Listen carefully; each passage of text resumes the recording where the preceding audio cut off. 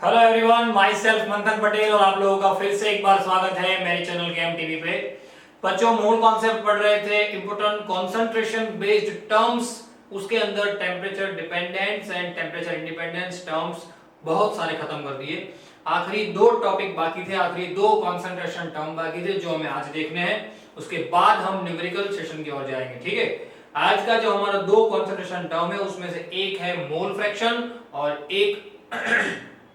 एक है molality. Clear, ध्यान रखिएगा, क्या एक है मोल फ्रैक्शन और एक है मोलालिटी। ये दो चीज बाकी रखी है। मोलालिटी सबसे अलग है इसलिए उसको आखिर में रखेंगे। उसके पहले हम बात करते हैं मोल फ्रैक्शन की, और उसके बाद मोल फ्रैक्शन और मोलालिटी के बीच का रिलेशन जो है वो हम ढूंढेंगे। ठीक है, समझ में आई बात? किस तरीके से वो रिलेशन आया वो भी मैं आपको बताऊंगा और आपको वो डायरेक्ट भी याद रखना है। ठीक है, सबसे पहले तो बात करते हैं मोल फ्रैक्शन के बारे में। टाइटल लगाइए, first topic, our first topic is mole fraction, is mole fraction. Clear, समझ में आई बात? चलिए, मोल फ्रैक्शन सबसे पहले तो इंडिकेशन क्या रहेगा आपको मैंने बताया हुआ है। मोल फ्रैक्शन इंडिकेट करेंगे किससे? एक्स से। किससे इंडिकेट करेंगे? एक्स से। अब मोल फ्रैक्शन को लेके आपको एक चीज बहुत ही अच्छी तरीके से याद रखनी है कि जो मोल फ्रैक्शन होता है वो हमारे किसी भी प्रकार के सॉल्यूशन या कंपाउंड के लिए जो भी क्वेश्चन हमें पूछे गए हैं उसके अंदर दो तरीके से मोल फ्रैक्शन ढूंढा जाता है और दो अलग अलग मोल फ्रैक्शन होते हैं। वो क्या है उसके लिए आपको मैं अभी से एक बात दिमाग में डालना चाहता हूं कि मोल फ्रैक्शन के लिए हम जब जब बात करेंगे मोल फ्रैक्शन के लिए या स्पेशली सॉल्यूशन की अगर हम बात करते हैं तो इवन 12th के लिए भी आपको ये याद रखना है। सॉल्यूशन के लिए भी अगर हम बात करेंगे तो मैं एक चीज आपको अभी से याद रखवा देता हूं कि जैसे कि मैं एक बीकर ले रहा हूं, समझिएगा। इस बीकर के अंदर मैंने सबसे पहले तो क्या डाल दिया, किसी भी प्रकार का एक सॉल्वेंट ले लिया और उसके अंदर किसी भी प्रकार का एक सॉल्यूट डाल दिया, जिसके अंदर आपको यही याद रखना है मैंने ए जो लिया है और मैंने बी जो लिया है वो। क्लियर, ए और बी का जो नोटेशन है वो नोटेशन आप लोग याद रखिए कि ए मतलब क्या? सॉल्यूट। क्या रहेगा? ए मतलब सॉल्यूट और बी मतलब क्या रहेगा? बी मतलब रहेगा सॉल्वेंट। क्या रहेगा? सॉल्वेंट। क्लियर, तो ये बात को आप लोग खास ध्यान रखिए कि जब जब मैं बात करूंगा मोल फ्रैक्शन की और मोलालिटी की, उन दोनों के अंदर ए मतलब रहेगा सॉल्यूट और बी मतलब रहेगा सॉल्वेंट। ठीक है, इस बात को आप लोग खास नोट डाउन कर दीजिए। बराबर, समझ में आई बात? यानी कि ऐसा क्यों मैं आपको समझाता हूं, क्योंकि हम जब मोल फ्रैक्शन पढ़ रहे हैं तो मोल फ्रैक्शन दो तरीके होते हैं।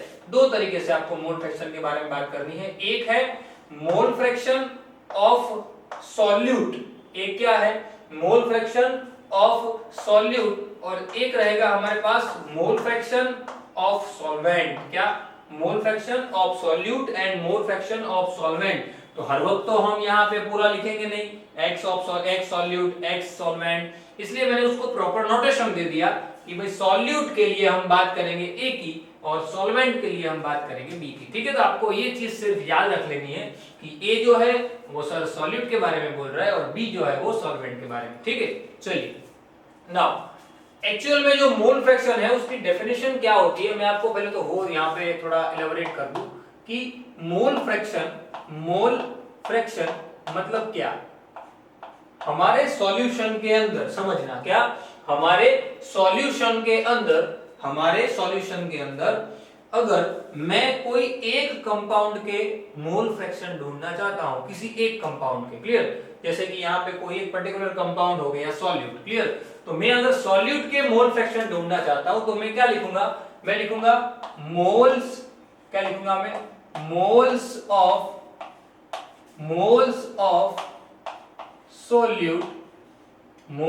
solute divide by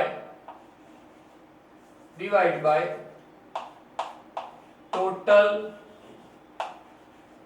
moles of solution. या तो आप ऐसा लिख सकते हो, क्या मोल्स ऑफ solute जब मैं सॉल्यूट की बात कर रहा हूं तब कोई एक पर्टिकुलर कंपाउंड, आप अगर जनरलाइज फॉर्म लिखना चाहते हो तो मैं आपको जनरलाइज फॉर्म लिखवाता हूं। Moles of any one compound, moles of any one compound divide by total moles of solution। Clear?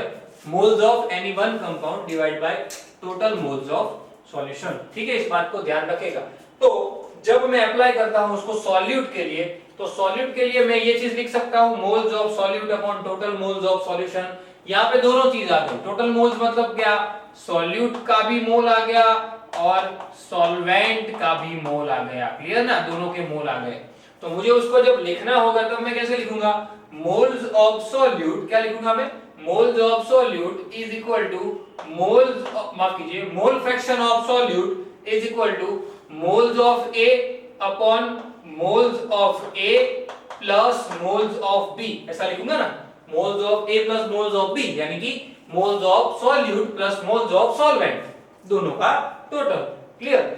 इसको मैं ऐसे भी लिख सकता हूं, moles of A upon total mole को मैं एनटी से दिखाता हूं। क्लियर ना, NT in the sense total mole मतलब क्या भाई, सॉल्यूट के मोल और सॉल्वेंट के मोल, उसका टोटल, वो क्या कहा जाएगा, एनटी। क्लियर? वैसे ही मैं बी के लिए जब बात करूं, मतलब कि मैं सॉल्वेंट के लिए जब बात कर रहा हूं, तो मैं क्या लिखूंगा, moles of solvent upon moles of solute plus moles of solvent, यानी कि नीचे तो क्या रहेगा, टोटल ही रहेगा according to our formula. So moles of solvent upon total mole. Clear? Same thing, जहां पे टोटल मोल मेरे पास क्या है, टोटल मोल है मेरे पास Na प्लस Nb। क्लियर? समझ में आई बात? तो ये क्या है, मोल फ्रैक्शन। ये क्या है, मोल फ्रैक्शन। ये फॉर्मूला आप लोग खास याद रखेंगे। मोल फ्रैक्शन मतलब क्या, कोई भी कंपाउंड का मोल फ्रैक्शन ढूंढना हो किसी सॉल्यूशन में, तो कैसे ढूंढेंगे भाई, वो कंपाउंड के मोल अपॉन टोटल मोल। क्या लिखेंगे, वो कंपाउंड के मोल अपॉन टोटल मोल। ठीक है, इस बात को ध्यान रखना खास। चलिए थोड़ा इसको आगे बढ़ाते हैं कि भाई अगर मैं क्या करता हूं, एक्चुअल में ऐसा होता है, ये स्टेटमेंट आप लोग याद रख लो तो ज्यादा बेटर है। क्या, किसी भी कंपाउंड या किसी भी सॉल्यूशन का, क्या किसी भी कंपाउंड सॉल्यूशन का, किसी भी कंपाउंड जो मिक्सर फॉर्म में है, किसी भी कंपाउंड या सॉल्यूशन का मोल फ्रैक्शन वो ऑलवेज क्या रहता है, ऑलवेज क्या, किसी भी सॉल्यूशन का मोल फ्रैक्शन। यहां पे आप एक चीज और लिख सकते हो, अगर आपको लिखना हो तो वो लिख सकते हो आप टोटल। क्या, किसी भी कंपाउंड का टोटल मोल फ्रैक्शन वो ऑलवेज क्या रहता है, 1। क्या रहता है, 1। इस बात को आप लोग खास याद रख लो। कैसे, आपको पता चल जाएगा। देखिए, जैसे यहाँ पे कंपाउंड के अंदर मेरे पास कौन कौन से है, सॉल्यूट एंड सॉल्वेंट, तो mole fraction of A plus mole fraction of B is equal to 1 होना चाहिए। ये चीज आपको याद रखनी है। क्या, mole fraction of A and mole fraction of B is equal to 1। Clear? इसके ऊपर से दो और फॉर्मूला डिराइव होते हैं। क्या, mole fraction of solute is equal to, xb को उस तरफ भेज दो, 1 minus mole fraction of solvent. एक ये फॉर्मूला भी डिराइव होता है, और एक formula mole fraction of solvent is equal to 1 minus mole fraction of solute, 1 minus mole fraction of solute. Clear ना? तो ये दोनों चीजें आप लोग याद रखिएगा। ये आप सोच रहे होंगे कि sir XA plus XB is equal to 1 कैसे आया, तो सीधा है। देखिए, XA का मतलब क्या है, Na upon Na plus NB। Ready? XA का मतलब, अब XA मतलब ये लिख दिया, बीच में प्लस की साइन, प्लस XB का मतलब क्या है, NB upon Na plus NB। Ready? चलिए दोनों का टोटल कर देते हैं, नीचे Na प्लस NB एलसीएम ले लेते हैं, Na प्लस NB, ऊपर हो जाएगा सेम Na प्लस NB, वो तो क्या है, टोटल मोल। नीचे भी क्या आ गया, टोटल मोल, कट होके कितना हो गया, 1। इसीलिए कहा जाता है क्या, टोटल मोल फ्रैक्शन, किसी भी कंपाउंड, किसी भी सॉल्यूशन के टोटल मोल फ्रैक्शन ऑलवेज क्या रहते हैं 1। क्या होता है, किसी भी मोल फ्रैक्शन का टोटल यानी किसी भी मोल फ्रैक्शन का समेशन, किसी भी सॉल्यूशन के अंदर जो भी कंपाउंड है सब के सब कंपाउंड का मोल फ्रैक्शन उसका टोटल या समेशन कितना रहता है 1। क्लियर, समझ में आई बात। तो ये खास याद रखना, इस तरीके से वो डिराइव हुआ है। तो ये बात की हमने मोल फ्रैक्शन की। मोल फ्रैक्शन खास याद रखना बच्चों, मोल फ्रैक्शन को लेकर बहुत से क्वेश्चंस आते हैं और 12th के अंदर तो मोल फ्रैक्शन बहुत ज्यादा मायने रखेगा। ठीक है, चलिए सेकंड टाइटल लगाइए मोल फ्रैक्शन के बाद मोलालिटी। चलिए मोलालिटी समझिएगा। मोलालिटी को सबसे पहले तो हम दिखाएंगे किससे, कैपिटल की जगह पे स्मॉल m से। किससे, स्मॉल m। याद कीजिए, आपको एक चीज लिखवाई थी, यहाँ पे साइड में लिख देता हूं कि जो मोलारिटी है, मिक्सअप ना हो इसलिए साइड में कर दे रहा हूं, जो मोलारिटी है उसको आप लोग दिखाओगे कैपिटल M से। किससे दिखाओगे, कैपिटल M से। बट मोलालिटी को किससे दिखाओगे, स्मॉल m से। ठीक है, इस बात को खास ध्यान रखना। ओके, चलिए मोलालिटी की बात करते हैं। तो मोलालिटी क्यों सबसे अलग है, मैंने आपको बार बार कहा मोलालिटी अलग है। क्यों, क्योंकि अब तक हमने जितनी भी कंसंट्रेशन टर्म्स पढ़ी वो सारी की सारी कंसंट्रेशन टर्म्स के अंदर जितने भी टर्म्स हमने आगे पढ़ लिया ना, मोलालिटी आ गया, नॉर्मलिटी आ गया, फॉर्मेलिटी आ गया, वो सब के अंदर हम बात कर रहे थे वॉल्यूम ऑफ सॉल्यूशन की। क्लियर ना, डिवाइड में हर एक की जगह पे हमने वॉल्यूम ऑफ सॉल्यूशन लिखा। चाहे हमने मोलालिटी की बात की तब मोल पर लीटर वॉल्यूम लिखा, नॉर्मलिटी की बात की तब हमने इक्विवेलेंट पर लीटर वॉल्यूम लिखा, फॉर्मेलिटी की बात की तब हमने 4 मोल पर लीटर वॉल्यूम लिखा। क्लियर, तो डिवाइड में हमने जो वॉल्यूम रखा, डिवाइड में क्या रखा, वॉल्यूम रखा, वो सॉल्यूशन का रखा वॉल्यूम। क्लियर, लेकिन मोलालिटी एक ऐसा टर्म है, मोलालिटी एक ऐसा टर्म है जो सॉल्यूशन उसके वॉल्यूम के डिपेंड्स पे नहीं, बल्कि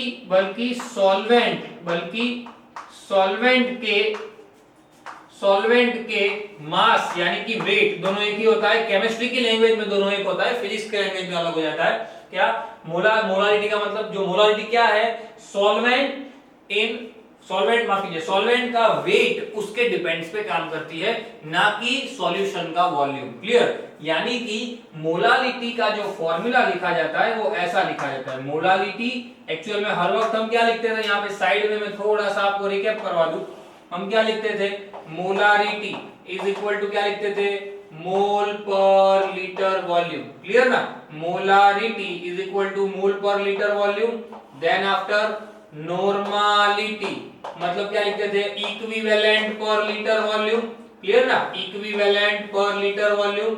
और सेम थिंग हम फॉर्मेलिटी में क्या लिखते थे, 4 मोल FN याद कीजिए, 4 मोल पर लीटर वॉल्यूम। रेडी, तो ये तीन चीजें जो थी मेन, उसको हम इस तरीके से डिनोट करते थे। अब जब मोलालिटी की बात आती है, मोलालिटी, तो यहां पे क्या आएगा, मोल पर लीटर वॉल्यूम नहीं आएगा, पर यहां पे ऊपर सॉल्यूट है, ऊपर क्या है, सॉल्यूट का वेट, सॉल्यूट जो ऊपर रहेगा, हमने हर वक्त कहा था, याद कीजिए, वो भी चीज मैंने आपको लिखवा दी। क्लियर ना, ऑलवेज ऊपर कौन रहेगा, ऊपर रहेगा सॉल्यूट, नीचे ऑलवेज रहेगा सॉल्यूशन या तो सॉल्वेंट। क्लियर, और उस वक्त मैंने आपको बताया भी था कि सिर्फ एक केस ऐसा होगा जिसके अंदर डिवाइड में सॉल्वेंट आएगा, और वो केस है मोलालिटी का। क्या है, मोलालिटी का। यहाँ पे क्या आता है, सॉल्यूट इन ग्राम, क्या, solute in gram divide by solvent in kilogram. समझना, क्या समझना है थोड़ा, सॉल्यूट का जो वेट है, जैसे हम लिखते हैं ना सॉल्यूट का जो अलग, एक्चुअल में इसको प्रॉपर्ली आप डिनोट करना चाहते हो इसके जैसे ही, तो भी वो डिनोट होता है। कैसे, थोड़ा स्टेप बाय स्टेप आगे बढ़ते हैं तो आपको ज्यादा पता चले।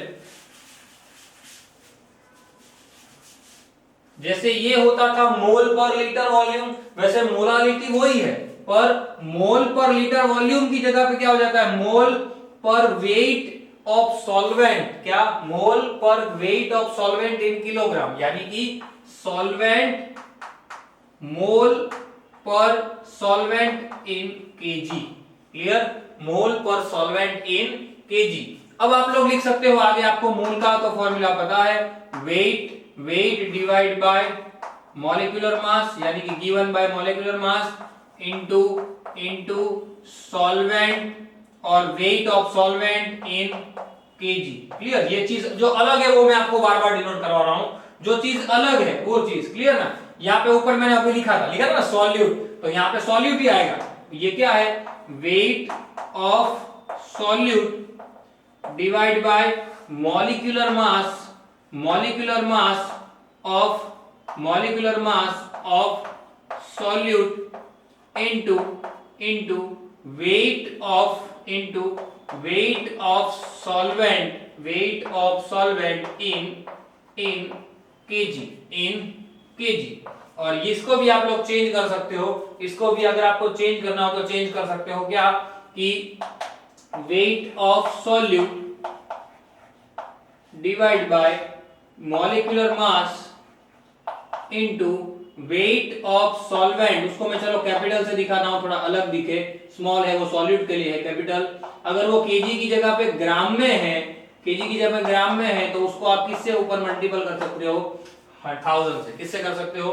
1000 से। यानी कि मोलालिटी का फॉर्मूला यहाँ पे निकल के आ गया। क्या? ये wait of solute upon molecular mass of solute upon molecular mass of solute into wait of solvent, wait of solvent. यहाँ पे कैपिटल W, कैपिटल मैं साइड में लिख देता हूं, स्मॉल w जो क्या है वो क्या है? सॉल्यूट, अलग करने के लिए। और कैपिटल W क्या है? कैपिटल W वो है सॉल्वेंट। क्या है? सॉल्वेंट। यानी कि सॉल्यूट का मास अपॉन सॉल्वेंट का मास, वो पूरा कंसेप्ट आएगा मोलालिटी के अंदर। किसमें आएगा? मोलालिटी। जैसे मोल पर लीटर वॉल्यूम, वैसे आएगा मोल पर मोल पर वेट ऑफ सॉल्वेंट। क्लियर? यहाँ पे लीटर वॉल्यूम था, वैसे वहां पे सॉल्वेंट आएगा। क्लियर? जिस नीचे सॉल्यूशन था यहाँ पे मोल per litre volume of solution, वैसे यहाँ पे क्या आएगा? मोल पर किलोग्राम ऑफ सॉल्वेंट। क्लियर? मोल पर किलोग्राम ऑफ सॉल्वेंट, सॉल्वेंट का ही वेट लेकिन किलोग्राम के अंदर। ठीक है? तो ये क्या है? मोलालिटी। समझना, मोलालिटी। अब मैं आपको अब क्या, ये फॉर्मूला याद रखिएगा। अब आपको मैं करवाने वाला हूं relation between molality and mole fraction. ये बहुत काम की चीज है। पहले मैं आपको फॉर्मूला बताऊंगा कि ये उनका रिलेशन है, उसके बाद कोई एक सम की मदद से मैं आपको वो चीज प्रूव करवाऊंगा कि ये फॉर्मूला एक्चुअली में बना किस तरीके से। ठीक है? तो फटाफट से पहले स्क्रीनशॉट ले लीजिए, उसके बाद आगे बढ़ते हैं। ले लीजिए स्क्रीनशॉट। तो चलिए बच्चों, अब रिलेशन पढ़ते हैं मोल फ्रैक्शन और मोलालिटी के बीच का। खास ध्यान दीजिएगा, बहुत इंपॉर्टेंट है। Mole fraction and molality, mole fraction and molality के बीच का रिलेशन अगर हम पढ़ते हैं तो वो रिलेशन एक्चुअल में पहले यहाँ पे मेंशन कर देता हूं, उसके बाद में आपको दिखाता हूं वो आया कैसे। Molality is equal to mole fraction of A into 1000 whole divide by 1 minus mole fraction of A into molecular mass of B। अब जहां पे मैंने A भी लिखा है उसका मतलब क्या है मैंने आपको अगले सेशन में समझा दिया।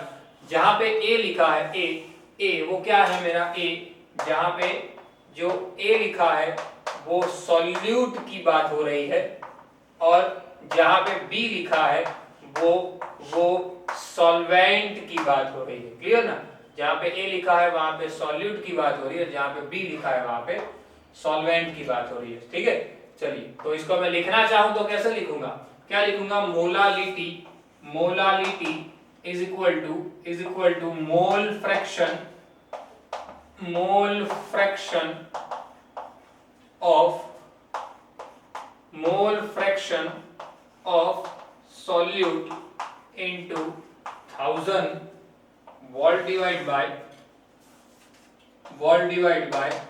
1 minus mole fraction of solute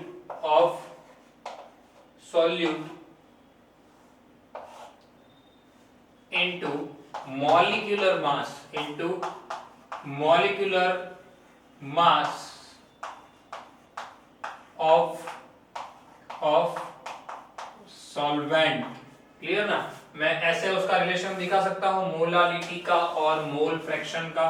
अब एक्चुअल में ये जो है वो डिराइव्ड है, वो क्या है, डिराइव्ड है। पर सपोज मैं आपको एक एग्जांपल देता हूं और फिर आपको समझाता हूं कि जैसे ये किस तरीके से आया, आपको तुरंत दिमाग में बैठ जाएगा, टेंशन मत लीजिए। जैसे कि मैं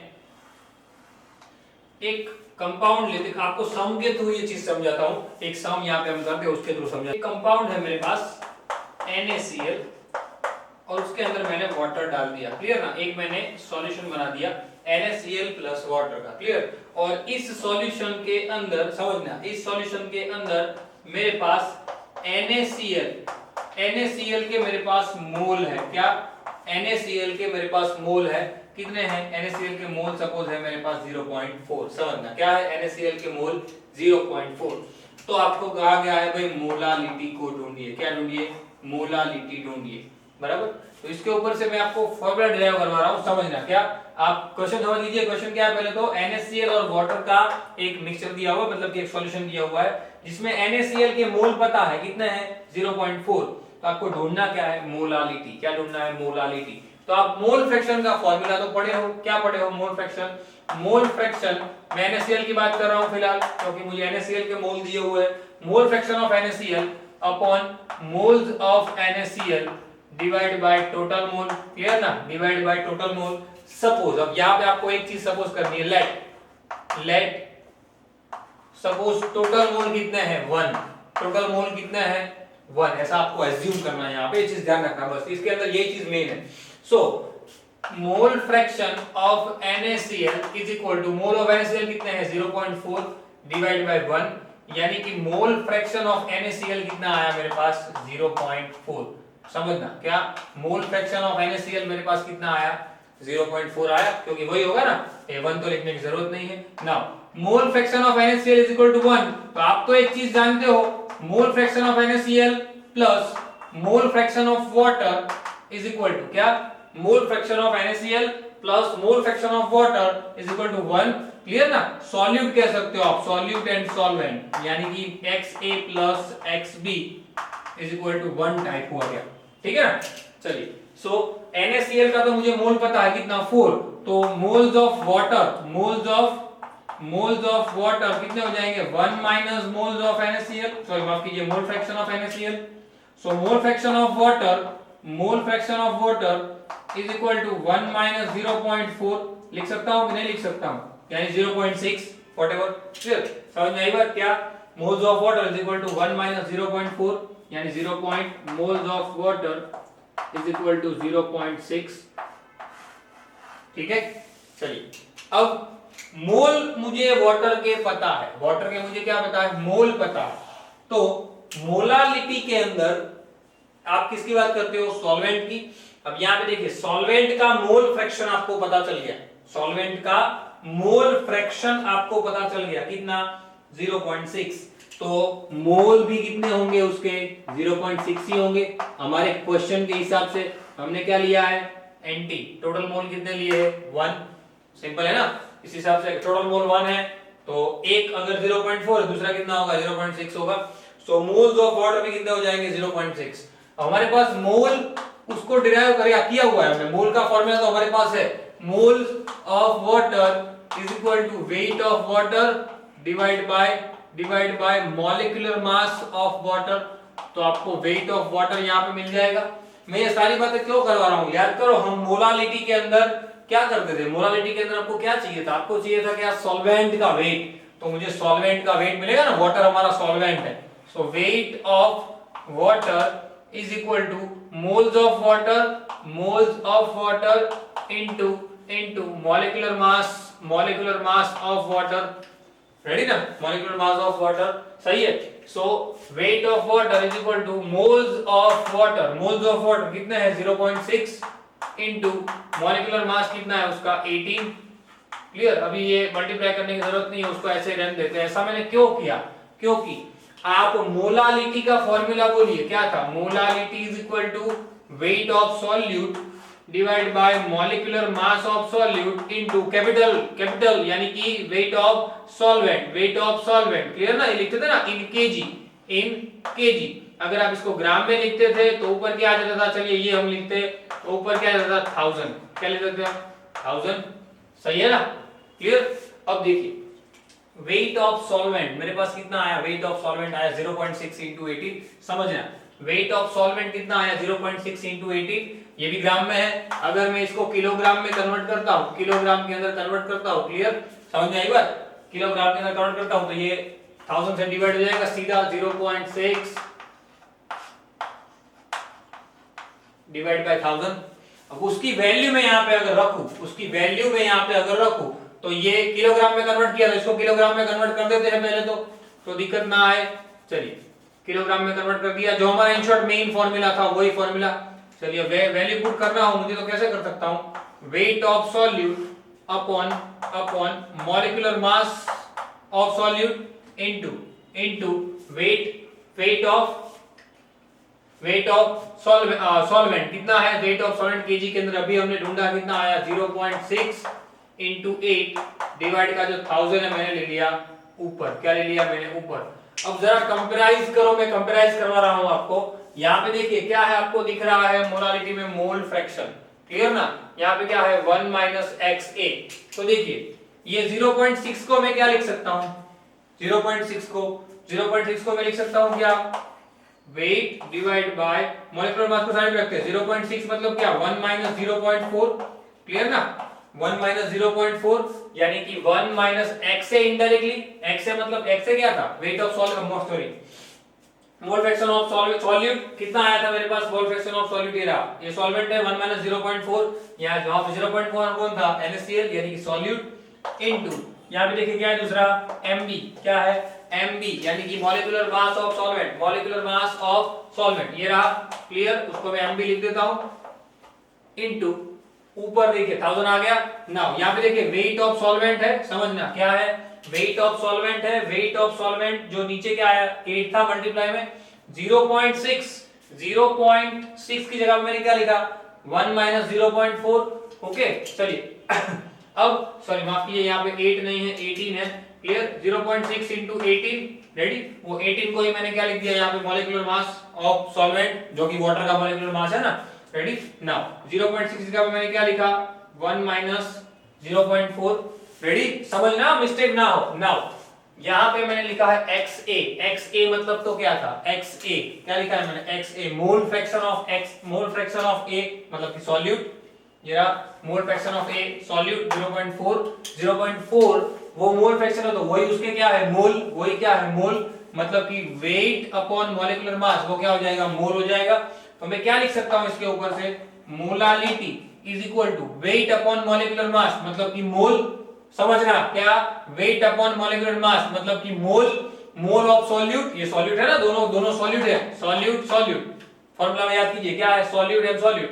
तो अगर ये दोनों सॉल्यूट है, क्या अगर ये दोनों सॉल्यूट है तो मोल भी किसके होंगे सॉल्यूट के, जो मोल सॉल्यूट के है वही मोल फ्रैक्शन है, जो मोल है वही मोल फ्रैक्शन है, मतलब क्या लिख सकते हैं हम x ऑफ A यानी कि क्या सॉल्यूट का मोल फ्रैक्शन इनटू यहां पे 1000 है वो तो एज इट इज रहेगा, रेडी, डिवाइड बाय 0.6 की जगह मैंने क्या लिखा 1 माइनस 0.4 क्या है मोल्स ऑफ NaCl यानी कि XA मोल्स ऑफ सॉलिड लिख सकते हो ना, and Mb molecular mass of solvent ये रहा 18 मॉलिक्यूलर मास ऑफ सॉल्वेंट। इस तरीके से ये फॉर्मूला डिराइव हुआ है, एक सम की मदद से मैंने आपको डेरिवेशन समझाया, क्लियर, क्या एक सम की मदद से मैंने आपको डेरिवेशन समझाया किस तरीके से आया, आपको तो सीधा ये याद ही रख लेना है, क्लियर,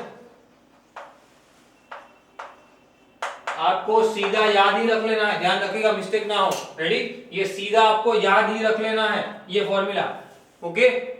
किस तरीके से आया वो मैंने आपको सम के थ्रू समझा दिया, आपको पता चले कि भाई मोल फ्रैक्शन ऑफ A।